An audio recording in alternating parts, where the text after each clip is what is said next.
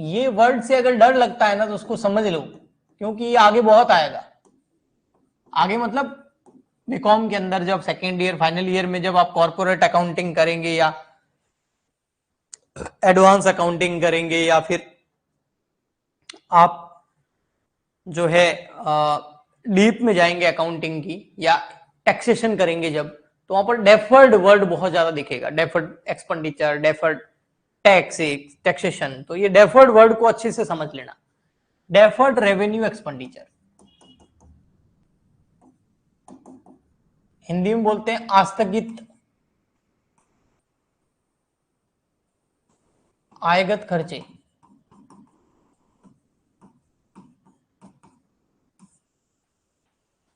Deferred को अगर मेरे हिसाब से, ऐसा कोई वर्ड तो नहीं है लेकिन मेरे हिसाब से बोलूं ना, इसको बोलते हैं फॉरवर्ड।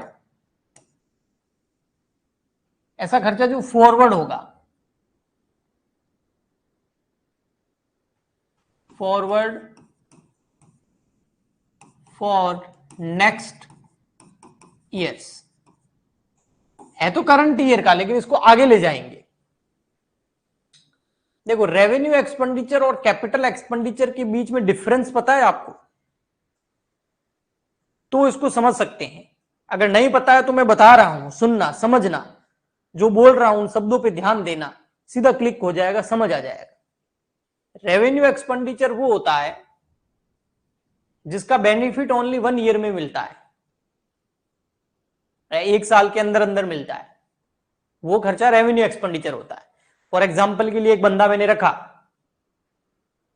1 साल के लिए, 1 साल की सैलरी दूंगा तो उससे मुझे 1 साल के लिए ही बेनिफिट मिलेगा। उससे क्या बेनिफिट मिलेगा? वो यहां काम करेगा,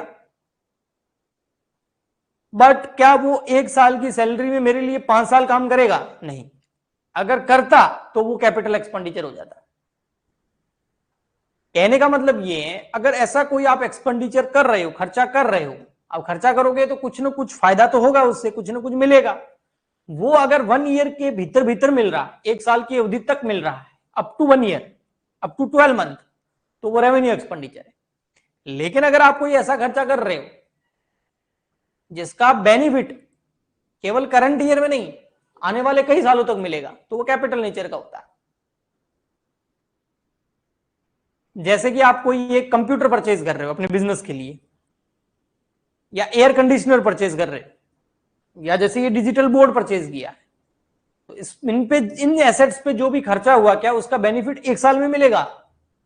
नहीं, आने वाले कुछ सालों तक। उसकी एक लाइफ टाइम होता है, उसका एक लाइफ होता है, लाइफ पीरियड होता है, उसका एक जीवन काल होता है, वहां तक मिलेगा। तो सैलरी अगर मैंने 1 साल की दी है तो उसको उसी साल के पीएनएल अकाउंट में मैं 1 लाख रुपए जो भी इसको सैलरी दी वो दिखा दूंगा।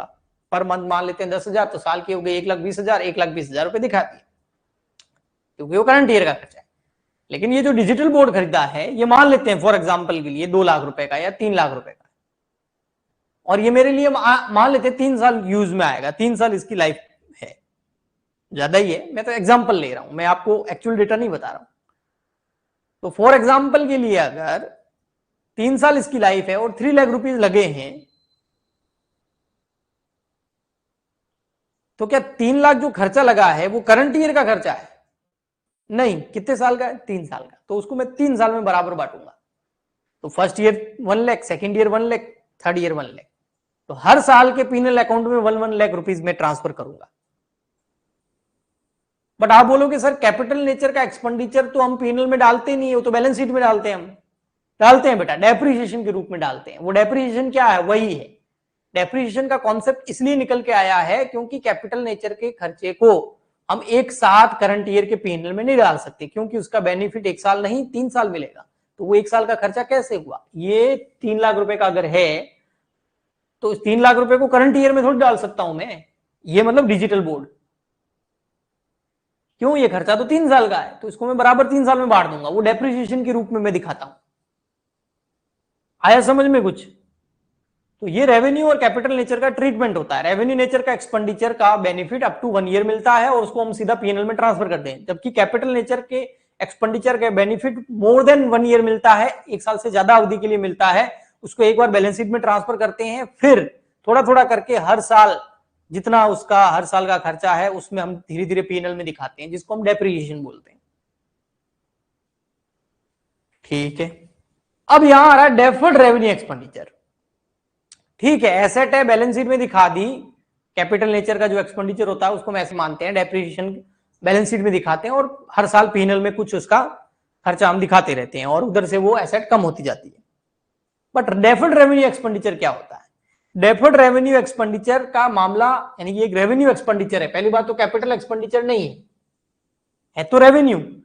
बट डेफर्ड का मामला तब आता है जब हम कोई ऐसा एक्सपेंडिचर कर दे जिसका बेनिफिट केवल एक साल नहीं मिलेगा, आने वाले कुछ साल तक मिलेगा, तो वो रेवेन्यू है लेकिन उसको डेफर्ड करना पड़ता है। मतलब फिर पूरे खर्चे को हम एक साथ पीएनएल में नहीं दिखा सकते क्योंकि इसका बेनिफिट कई सालों तक मिलेगा, तो हम इसको आगे फॉरवर्ड करते हैं, डेफर्ड करते हैं, forward for the next year. मैं एक एग्जांपल से समझाता हूं, समझना। फॉर एग्जांपल के लिए हमने हमारे बिजनेस का एडवर्टाइजमेंट कराया,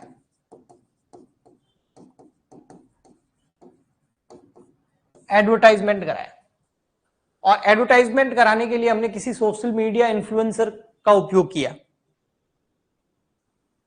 फॉर एग्जांपल के लिए, या कुछ ऐसा एड बनवाया और हमने उस एड पर पुनीत सुपरस्टार का यूज कर लिया, अभी काफी वायरल है वो, तो उसको जो है हमने 90,000 रुपीज दे दिए।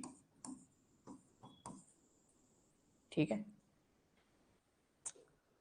और हमने उसे एड शूट करवा दिया। अब उस एड को हम पब्लिश वगैरह कराएंगे, हमारा 90,000 खर्चा आया, मुझे नहीं पता ऐसा कितना पैसा लगता है, मैं तो ऐसे एग्जांपल दे रहा हूं आपको, समझना आप। तो अब 90,000 रुपीज एडवर्टाइजमेंट एक्सपेंडिचर करा दिया और हमने ये एस्टिमेट किया हमारी टीम ने कि इस एडवर्टाइजमेंट का एक्सपेंडिचर जो हमने किया है वो हमारा ईयर है 2022 या 23, 2022 में हमने ये खर्चा किया है। ठीक है, एक बार समझो, और इसका बेनिफिट जो है वो मिलेगा 2022 में मिलेगा, 23 में मिलेगा, 24 तक मिलेगा, 2024 तक मिलेगा, यानी कि उसका बेनिफिट जो है हमें 3 साल तक मिलेगा। तो क्या ये 90,000 पूरे के पूरे इस ईयर में दिखा दूं? नहीं, हाँ, केवल एक साल बेनिफिट मिलता है उस एडवर्टाइजमेंट का। मान लेते 90,000 करोड़ है या कुछ ऐसा मान लो अमाउंट, मान लेते 90 करोड़ का खर्चा कर लिया, अमिताभ बच्चन को लेके आ गए। अब वो 90 करोड़ का खर्चा हमारा जो है उससे हमें बेनिफिट कई साल तक मिलेगा, 3-4 साल तक मिलेगा उससे हमारा बेनिफिट। तो क्या वो 90 करोड़ हम पूरे के पूरे इस साल के पीएनएल में दिखा सकते हैं? नहीं, क्योंकि उसका बेनिफिट कई साल तक मिलेगा, तो वो एक साल का करंट ईयर का केवल खर्चा नहीं है, वो 3 साल का खर्चा है, क्योंकि उससे बेनिफिट 3 साल तक मिलेगा। तो इसका मतलब ये हुआ कि हमें 2022 में 90,000 खर्चा नहीं मानेंगे, हम क्या करेंगे, इसको 3 साल में बांट देंगे। तो 3 का डिवाइड कर दिया तो कितना आ गया, 30,000। तो 30,000 का एक्सपेंडिचर हम दिखाएंगे 22 में, 30,000 का एक्सपेंडिचर हम दिखाएंगे 23 में, और 30,000 का एक्सपेंडिचर हम दिखाएंगे 24 में, क्योंकि 3 साल में बेनिफिट मिलेगा, तो तीनों साल का खर्चा। नहीं तो 22 रोने लग जाएगा ना, 2022 रोएगा और बोलेगा मैंने क्या बिगाड़ा यार, बेनिफिट तुमको भी हो रहा है, वो पूरा खर्चा मेरे में दिखा रहे हो। जो 2022 है उसका प्रॉफिट चिल्ला चिल्ला के बोलेगा यार तुम्हारा सत्यानाश हो, मेरे ऊपर इतना क्यों दबाव डाल रहे हो, प्रेशर डाल रहे हो, जबकि ये पूरा खर्चा मेरा है ही नहीं, मेरा तो केवल 30,000 है। तो 2022 में हम 30,000, 23 में 30, 24 में 30,000, तो इस तरीके से ये 3 सालों में खर्चा बट गया। तो इसको बोलते हैं डेफर्ड रेवेन्यू एक्सपेंडिचर। वैसे रेवेन्यू एक्सपेंडिचर केवल 1 ईयर में दिखाते हैं, बट अगर उसका बेनिफिट कई सालों तक मिले तो फिर उसको आगे डेफर्ड करते हैं। ओके, और इसका फाइनल अकाउंट में क्या ट्रीटमेंट होता है वो भी मैं बता देता हूं, तीनों साल के बना देता हूं। मान लेते हैं ये 2022, इसका जो ईयर है इसमें क्या होगा, एक पीएनएल बनेगा, एक बैलेंस शीट बनेगी। देखो मैं बताता हूं आपको, ये पीएनएल और ये 2022 की बैलेंस शीट।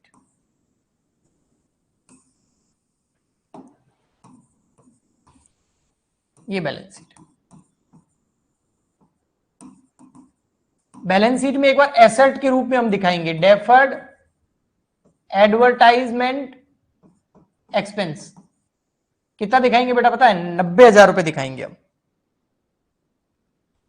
कितना दिखाएंगे, 90,000 दिखाएंगे। एक सेकेंड,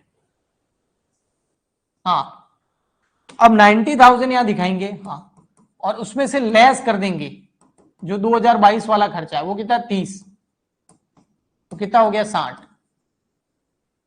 और ये जो 30,000 है ये हम यहां दिखा देंगे टू एडवर्टाइजमेंट एक्सपेंस। फिर 2023 के अंदर क्या करेंगे, वापस वैसा ही करेंगे 2023 के अंदर सेम, ये पीएनएल और ये हो गई बैलेंस शीट।